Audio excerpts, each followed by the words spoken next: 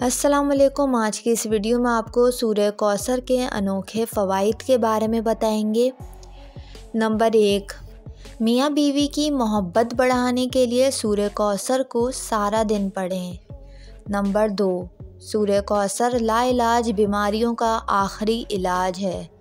Number 3, शयातीन जिन्नात के लिए अजीब व गरीब चीज़। नंबर 4, जो ये सूरत कसरत से पढ़ेगा इसकी घरेलू ज़िंदगी में बरकत आएगी। नंबर 5, दुश्मनों की ज़ुबान बंद होगी। नंबर 6, जिन्नात से छुटकारा मिलेगा। नंबर 7, रिस्क में बरकत के लिए रोज़ाना सूरह कौसर 129 बार पढ़कर अपनी बरकत वाली थैली पर दम करें।